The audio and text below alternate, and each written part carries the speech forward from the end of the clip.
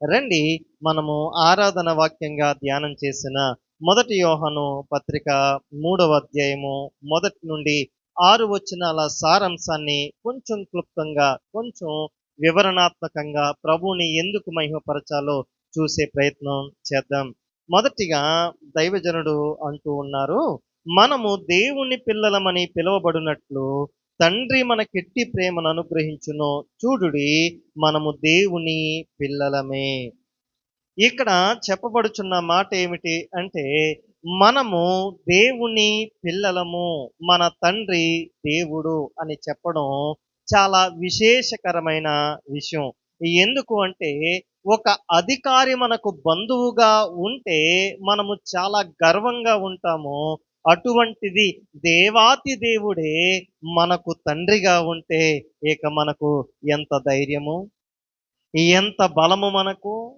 ఒక భూలోకములో ఒక 5 లేక 10 సంవత్సరాలు అధికారిగా ఉన్న ఒక వ్యక్తి మనకు స్నేహితుడైతేనే ఎంతో గర్వంగా ఫీల్ అవుతుంటా, మనము దేవాతి దేవుడు సర్వాన్ని సృష్టించిన సృష్టికర్త మన దగ్గరకొచ్చి నీవు నా కుమార్తెవు, నీవు నా కుమారుడవు, ఎంత గొప్ప మాట. ఈ మాటను మనం ఎంత గొప్పగా తీసుకోవాలి. మనం ఏదో శ్రమకు భయపడుతున్న నీతో నాతో ప్రభు చెప్పే మాట, ఏదో వేదనతో బాధపడుతూ దిగాల చెందుతూ ఎందుకు బ్రతుకుతున్నాము అన్నట్టుగా దిగులుతో జీవిస్తున్న మనతో ప్రభు చెప్పే మాట, నేనున్నాను, నీవు నా కుమార్తెవు, నేడు నేను నిన్ను కనియున్నాను అని ప్రభువు సుమారుగా 7 పర్యాయాలు బైబిల్ గ్రంథంలో రాయించారు. నేను నిన్ను కనియున్నాను. ఎలా కన్నారు ఆయన? ఆయన నిన్ను నన్ను కొన్నాడైనా. ఎలా కొన్నాడు? ఆయన రక్తము ద్వారా కొన్నాడాయన, వెలపెట్టి కొన్నాడాయన. నీకు నాకు ఇచ్చిన ఆ గొప్ప రక్షణ విలువ చాలా గొప్పదండి, చాలా విలువైనది. ప్రియమైన సంగమా, నా స్నేహితులారా, మొదటిగా మనం ప్రభుని ఎందుకు ఆరాధిస్తామంటే, దిక్కులేని వారిగా ఉన్న మన దగ్గరకు ఆయన వచ్చి నీవు నా కుమార్తెవు, కుమారుడవు, నేను నిన్ను నా చేతులతో చేసుకున్నాను అని చెబుతున్నాడు ఆయన. ఆయన మనలను చేతులతో చేసుకున్నవాడు. ఆయన తన చేతులతో చేసుకున్నాడు మనలను. అందుకే యెషయా గ్రంథం ద్వారా ఆయన భక్తుడు ద్వారా ఇలా మాట్లాడతారు, నా చేతులలో నిన్ను చెక్కి ఉన్నాను. నీ రూపము ఆయన చెక్కినప్పుడు ఆ రూపమునకు ఎవరైనా పేరు పెట్టగలరా? ఆ రూపమునకు ఎవరైనా ఇది అని చెప్పగలరా? చెప్పలేరు. అయినా ఈ లోకములో మనకు తండ్రి స్థానాన్ని ఇచ్చినవాడు, ఆ తండ్రి స్థానంతో మనలను దేవుని దగ్గరకు చేర్చినవాడు ఆయన. అంటున్నాడు, మనము దేవుని పిల్లలమని పిలువబడినట్లు తండ్రి మనకెట్టి ప్రేమను అనుగ్రహించాడు. పిల్లలు తల్లిదండ్రులను, తల్లిదండ్రులు పిల్లలను ఎలాంటి ప్రేమతో పెంచగలడో దేవాతి దేవుడు అలాంటి ప్రేమను మన ఎడల చూపించాడంట. యెషయా గ్రంథంలో ఇలా రాస్తాడు మరలా, ఒకని తల్లి వానిని ఆదరించినట్లు నేను ఆదరిస్తాను. దేవుడు తన తండ్రి ప్రేమను చూపించాడండి. యేసు ప్రభువారు పరిచర్య చేస్తూ అంటారు, తండ్రి దుర్మార్గుడైనప్పటికీ కూడా తన కుమారుడు కుమార్తె దగ్గరకు వచ్చి రొట్టెనడిగితే రాతినిస్తాడా?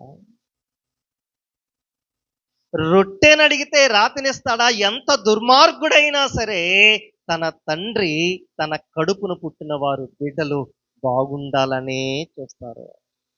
యేసు ప్రభు కూడా మనకు తండ్రి తన ప్రేమను చూపించి తన ప్రాణాన్ని అర్పించాడు.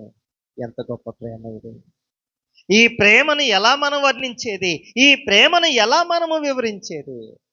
సాధ్యమా? రెండవది ఏమిటి అంట, ఆయన మనలను పిల్లలుగా చేసుకున్నాడు కనుక మనము ఆయనను ఆరాధిస్తాం. ఆయన అంటున్నాడు, నీవు నా పిల్లలుగా చేసుకోవడమే కాక రూపమును కూడా మార్చాడట. ఆయన పోలికగా మార్చాడట. ఆయనను పోలియుందుమంట మనమండి. ఎలా పోలి ఉంటాం? చిన్నపిల్లలు పుట్టినప్పుడు చిన్నపిల్లలు పుడతారు కదా! ఆ పుట్టినప్పుడు వెళ్ళగానే ఏం చూస్తారు? వచ్చిన బంధువులు ఏం చూస్తారు? ముక్కు ఎలా ఉంది? చెవి ఎలాగుంది? నోరు ఎలా ఉంది? కళ్ళు ఎలా ఉన్నాయి? ఎందుకు? కళ్ళు తాతయ్య వచ్చినాయా? ముక్కు మేనమామది వచ్చిందా? గుణం ఎలా ఉంటదో? రంగు అచ్చం వాళ్ళ అమ్మలాగే ఉంది, లేక వాళ్ళ నాన్నలాగే ఉంది. మనము పరమ తండ్రి పిల్లలం కదా! పరమ తండ్రి పిల్లలము మనము. మన పోలికలు ఎవరివి? నా ప్రశ్న మీకు అర్థమైందా? మనము దేవుని పిల్లలము. మన పోలిక ఎవరిది?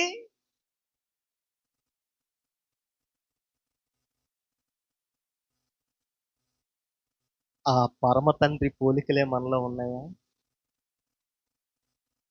లేకపోతే ఎవరి పోలికలైనా ఏమైనా వచ్చినాయా? ఈ రోజు మనము ఆరాధించే దేవుడు నిన్ను నన్ను పిల్లలుగా చేసుకున్నాడు. మనకు తండ్రి ఆయన, అందుకు ఆరాధిస్తాము. రెండవది, ఆయన పోలికలను మనకిచ్చాడు ఆయన. ఆయన స్వరూపమును మనకిచ్చాడు. ఈ స్వరూపము ఎందుకు అంటే నిత్యరాజ్యానికి చేరడానికి, ఆయనతో ఉండడానికి, ఆయనలో ఏకముగా ఉండడానికి ఆయన మనకు స్వరూపాన్ని ఇచ్చాడు. ఆయన నీ రూపాన్ని మార్చాడు, నా రూపాన్ని మార్చాడు. మనము ఈ లోకానికి వచ్చినప్పుడు అందంగానే వచ్చాం. మధ్యలో మనకు కావలసిన లోకంలో ఉన్న ఈ చెత్త చెదారము అన్ని కూడా మన ముఖానికి తగిలించుకుని మన అందాన్ని పాడు చేసుకున్నాం. అప్పుడు దేవాతి దేవుడు వచ్చి, నీ రూపం ఇది కాదు నైనా, ఇది అని చెప్పి ఆయన రూపంలోనికి మనల్ని మార్చడానికి సిద్ధమవుతున్నారు. దేవుణ్ణి ఎరిగిన మనం ఆయన రూపాన్ని పొందుకోవడానికి ఏమాత్రం సాహసిస్తున్నాం? ఆయన రూపం పొందుకోవడానికి ఏం ప్రయత్నం చేస్తున్నాం మనం? ఆయన రూపంలోనికి మార్చబడ్డానికి 2 కారణాలు. ఒకటి ప్రేమ, మరొకటి భక్తి. యేసు క్రీస్తు ప్రభు ఆయన స్వరూపమంతా ప్రేమించడంలో చూపించాడు. యేసు క్రీస్తు ప్రభు ఆయన స్వరూపమంతా మార్చబడ్డానికి దేవునికి ఎంతగా భక్తి చేశాడో మనకు కనబడుతుంది. ఈ 2 విషయాల్లో గనక మనం స్థిరపడగలిగితే మన రూపం మారుతుంది. ఒక వ్యక్తిని ప్రేమిస్తే ఆ వ్యక్తికి హాని చేస్తామా, కీడు చేస్తామా, అతడు చచ్చిపోవాలనుకుంటామా, అతడు పతనమైపోవాలనుకుంటామా?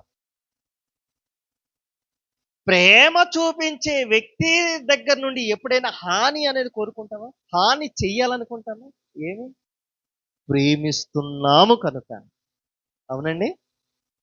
ప్రేమిస్తున్నాము కనుక మనము ఆ వ్యక్తి దగ్గర నుండి మనము ఆ వ్యక్తి నాశనం అవ్వాలని కానీ, కీడు కానీ సరే.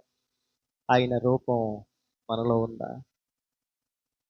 ఆయన రూపంలోనికి మార్చబడుతున్నామా? మన భక్తి యథార్థముగా దేవునికి చేస్తున్నామా? జాగ్రత్తగా గమనించాలి. మొదటిది, మనం ఎందుకు ఆరాధిస్తాం ఆయనను? ఆయన పిల్లలుగా మనల్ని చేసుకున్నాడు గనక, మనకు తండ్రిగా ఆయన ఉన్నాడు గనక ఆయన ఆరాధిస్తాం. రెండవది, ఆయన రూపంలోనికి స్వరూపంలోనికి మార్చుతున్నాడు కనుక మనము ఆయనను ఆరాధిస్తాం. సరే, ఇప్పుడు ఆయన పిల్లలుగా ఆయన స్వరూపంలోనికి మార్చబడాలంటే మనం చేయాల్సిన ఒక పని. ఓ మాట చదువుదాం రండి. ఎఫెసీ పత్రిక 2వ అధ్యాయము 1, 2 వచనాలు చదువుదాం.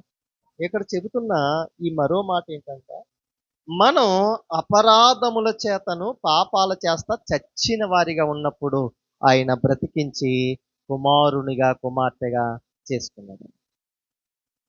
ఆయన మనలను పాపముల నుండి చచ్చిన వారిమై ఉన్నప్పుడు చచ్చిన వారిగా మనమున్నాం. ఎలా చచ్చాం మనం? ఎలా చచ్చిపోయాం మనం? బ్రతికే ఉంటున్నాం కదండి. ఎలా చచ్చిపోయాం? 3వ వచనం చదివితే ఇంకా మనకు అర్థమవుతుంది. ఆ, ఎలా చచ్చిపోయాం మనం? మన శరీర మనస్సు యొక్క కోరికలను బట్టి చచ్చిపోయాం. దేవుని పిల్లలు కాకుండా చేసే ఈ శరీర మనస్సు యొక్క కోరికలు ఎక్కడ మొదలవుతాయి? కోరికలు ఎక్కడ మొదలవుతాయి? మనస్సులో మొదలవుతాయి. ఆ కోరికలను ఎక్కడ నెరవేరుస్తాం? శరీరంలో నెరవేరుస్తాం. అవునండి. మనసు కోరుకుందని తెచ్చి ఇంటిలో దాస్తామా? మీకు ఒక శారీ కొనుక్కోవాలని ఉంది, చాలా ఇష్టపడ్డారు, చాలా చాలా నచ్చింది, చాలా కష్టపడి కొనుక్కున్నారు. కొనుక్కుని అది తెచ్చి బీరువాలో పెడతారా? ధరిస్తారా? మనసులో వచ్చిన కోరిక నెరవేర్చుకోవడానికి శరీరాన్ని ఉపయోగిస్తాం.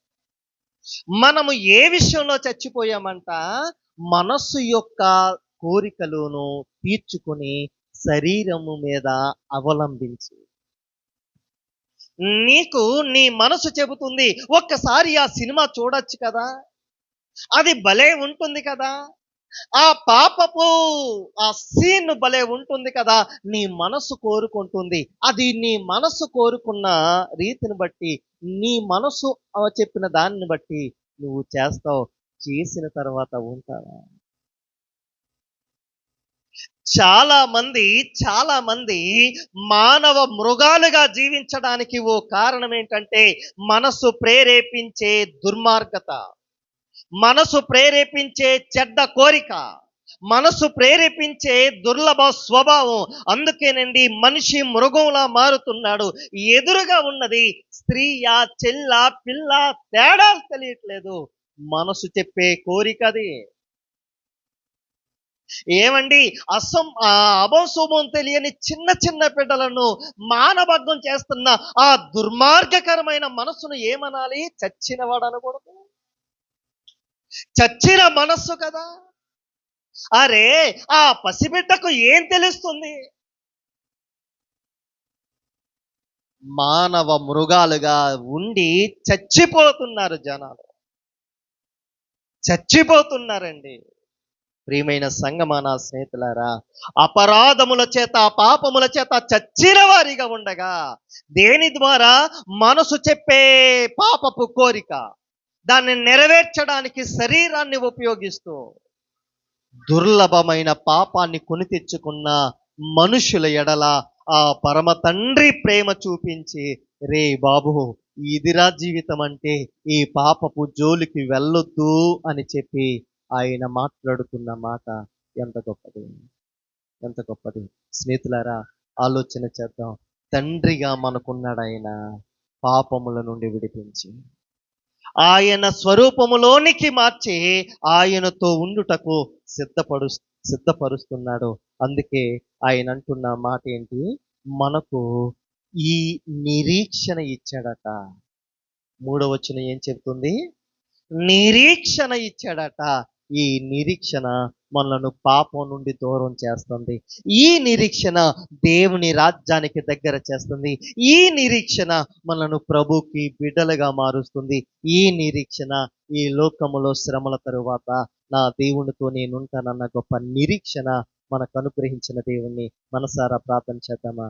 మోకరించండి, ప్రభుని ఆరాధన చేద్దాం.